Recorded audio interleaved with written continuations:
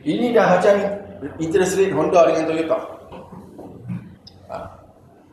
Customer datang compare Saga dengan Vios. Pergi Toyota kira 2.4. Mai sini nak beli Saga, kita kira 2.9. Maksud apa? Terus tinggi sangat. Saya pergi Vios boleh bagi saya 2.4. Bang, Vios harga berapa? Okey, Vios harga berapa? Honda City harga berapa? Saga bang 50,000 ya. Sebab ada juga setengah customer yang jenis buat kepala tahu. Dia pergi compare. Kita ni national car lah dia panggil. Yang non-national car ni Honda, Toyota, okay, Cherry, itu semua bukan non-national car. Proton, Pro 2 dia kira national car. So sekarang ni national car pun walaupun model yang rendah, dia punya interest rate pun below 3. Kalau dulu zaman saya 2010 dulu 3.8, 3.7. Sekarang interest dah rendah. Ada beli Saga pun tak sampai 3%. Okey, 3-4 tahun dulu Saga 3.5, 3.3 masa Covid dulu. Okey. And then depend berapa amount loan dia pula. Okey, kalau dia beli X90 harga 150,000, buat loan 30,000. Boleh dapat 2%? Tak boleh dapat. Beli S90, bayar muka 120,000, harga kereta 100, katakanlah plus minus 130,000 lah tolak rebate. Full spec. Dia bayar muka 100,000, buat loan 30,000 je. Bank boleh bagi ke 2.2? Tak boleh lah sayang. You buat loan 30,000 je. Mungkin je 3% lebih. Dia tak mau beli cash, takut SPRM ikut dia. Takut income tax kejar dia. Dia buat loan sikit.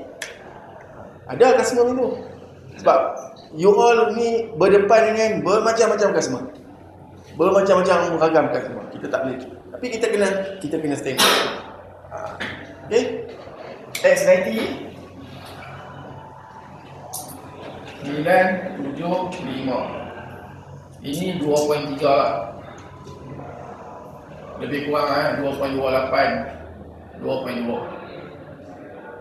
Yang beli S90 buat 5 tahun ni rare lah. Customer tu agak rare sikit lah. Tapi adalah customer Chinese. Maknanya kalau kata dia beli S90, dia bayar muka 20,000, 30,000, dia buat loan 1,000, dia buat 5 tahun je. Memang dia punya dokumen tu rare. Dia punya dokumen tu strong. Okay? Faham lah? Okay. Ada juga essay yang bila saya test, tak pandai kira lagi. Ini benda ni saya tak boleh set lah. Saya tak boleh terima.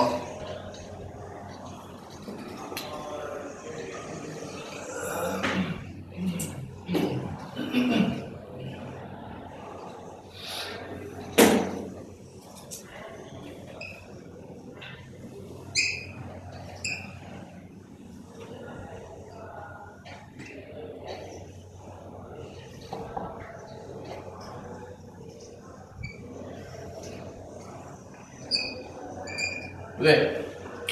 Amount loan kali interest kali tahun tambah amount loan bagi bulan berapa tahun ni kita tengok tadi. Okey. Betul tak boleh? Amount loan kali interest kali tahun tambah amount loan bagi dengan bulan. Itu saja dia punya formula. Tak ada lain. Saya tak pernah jumpa saya tak pernah jumpa ada formula lain. Tak pernah. Dibalik yang ni dia punya formula dia. Okey?